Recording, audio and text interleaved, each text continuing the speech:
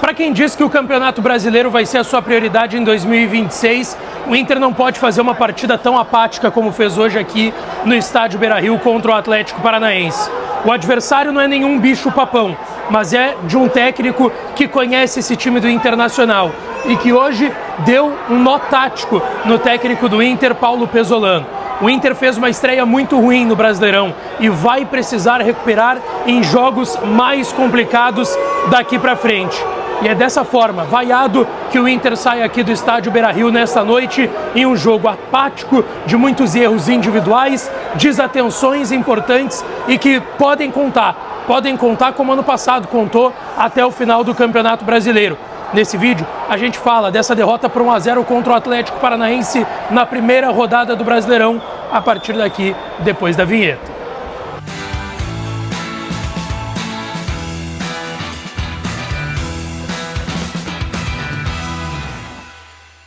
Fala, minha rapaziada, sejam bem-vindos. Antes, não te esquece, deixa o teu like, te inscreve, ativa o sininho das notificações para não perder nada por aqui. Esse conteúdo sempre com o apoio da KTO. Eu me dei mal lá na KTO, fui em vitória simples do Inter, fui no ambos marcam, acreditei. Cara, a defesa do Inter não vem passando tanta confiança, vem tomando gols na maioria dos jogos e o time segue sendo vaiado aqui no gramado do Beira-Rio, então eu estava apostando numa vitória de 2-1, 3-1, quem sabe, mas confiando muito que a energia do Grenal que a gente viu no domingo aqui no Beira-Rio seria importante para essa primeira rodada do Campeonato Brasileiro. E eu estava chamando a atenção, gente, nos últimos dias.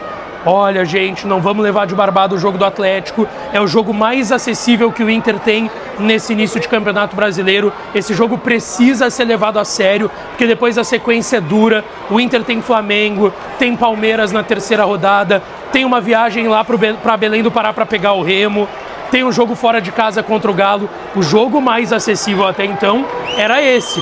Tinha que ter levado com mais seriedade. O Inter não levou nessa seriedade.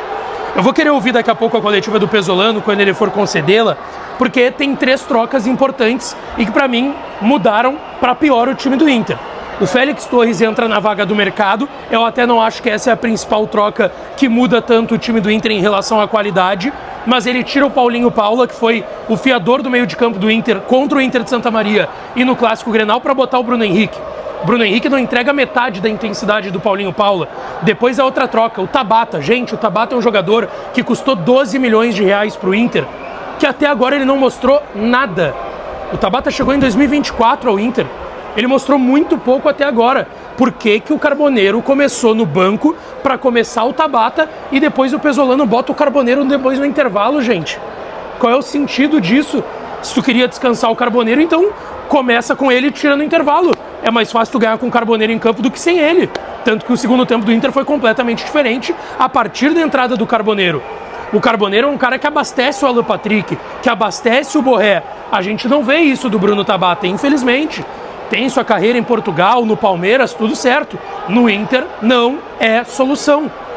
Então, assim, essas 3 trocas eu vou querer entender. Tava cansado, o que estava acontecendo com esses jogadores?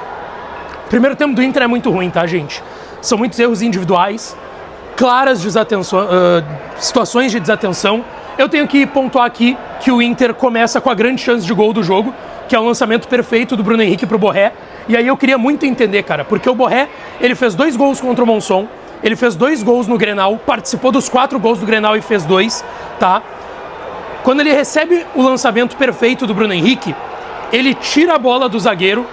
Por que que ele não tenta fazer o gol? É isso que eu queria entender, tá? Eu queria entender por que que ele não tenta fazer o gol, por que que ele tenta servir o Tabata numa bola que ele estava em melhores condições do que o Tabata. E aí é óbvio que o Tabata vai dominar e vai perder o gol, porque é isso que ele faz com a camisa do Inter desde então.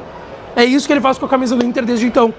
Essa é a principal chance do primeiro tempo, e aí, a partir do momento, e tem aquele velho ditado, que eu até não sou muito fã do quem não faz leva, o Inter vai lá e leva um gol em uma desatenção sua.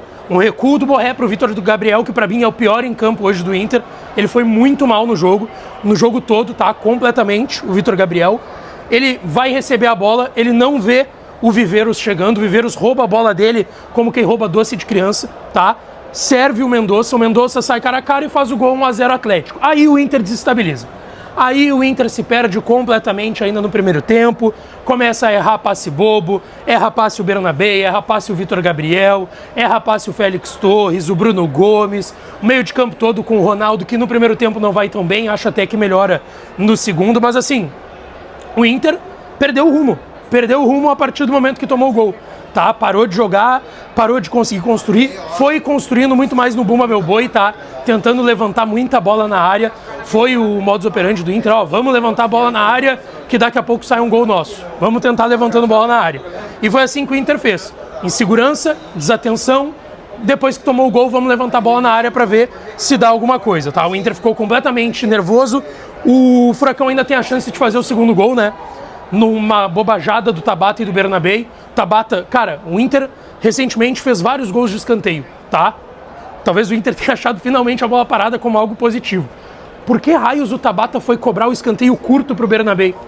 Ele cobra curto o escanteio, o Bernabé perde a bola e quase saiu o segundo do Atlético Paranaense. Talvez fosse pro Inter ir pro intervalo com 2-0 contra aqui no Beira-Rio. Volta pro intervalo, como a gente tinha destacado, com o Carboneiro. Tenta um pouco mais do que antes, mas ainda deixando oportunidades para o Atlético Paranaense, porque o Atlético ia jogar no contra-ataque, o Atlético Paranaense ia tentar encontrar o gol de outra forma, estava num sistema com 3 zagueiros, 2 alas, 2 atacantes lá na frente, Julimar, que tem um pouco mais velocidade, e o Viveiros, que é mais trombador, é mais força física, mas também tem certa velocidade para algumas bolas de profundidade, foi tentando encontrar o gol. Tanto que no primeiro tempo, eu até não cito, o Zapelli tem uma chance de gol, que ele tenta driblar o Rocher vai muito bem, e depois tem uma chance com o Viveiros no segundo tempo, que o Rocher também vai muito bem. Rocher vai muito bem numa bola que sai cara a cara o Viveiros com ele, faz a defesa, e cara, o Inter, vamos lá, não é nenhuma loucura dizer que o Odair deu um nó tático no Pesolano hoje, tá?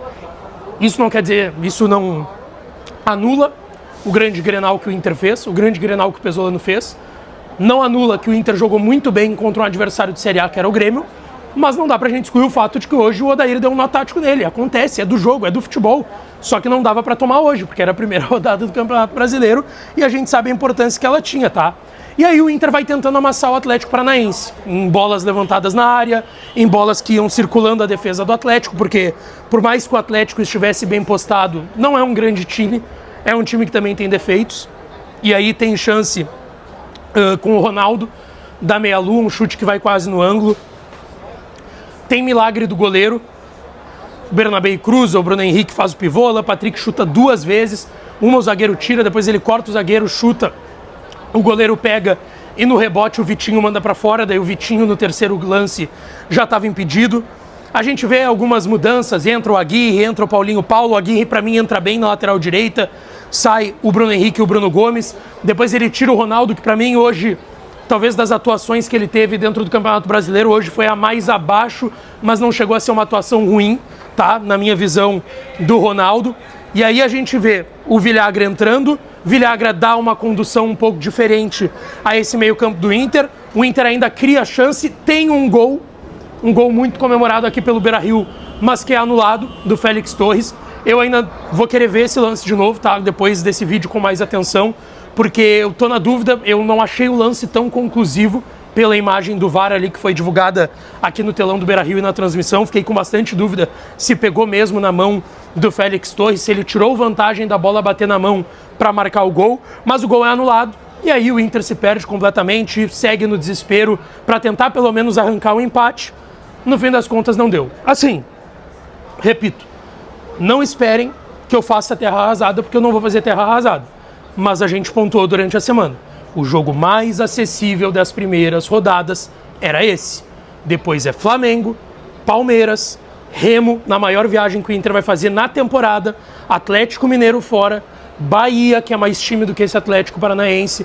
Então, assim, já dá pra gente ficar atento. O jogo do Grenal passou, foi muito bom, o Inter ganhou do maior rival, jogando muito melhor, tocando 4 nos caras, tudo certo. Ninguém apaga isso, mas agora virou a chave. Agora é brasileiro. E o Inter vai ter que acordar no brasileiro, porque vai ter que usar o fator casa, como não usou ano passado, como foi usar só na última rodada. Vai ter que usar esse fator casa e ele vai ter que ser muito importante, tá? Deixa tua opinião nos comentários e não esquece de deixar teu like, te inscrever, ativar o sininho, que a gente volta para falar do Colorado por aqui. Beijo, um abraço e até daqui a pouco.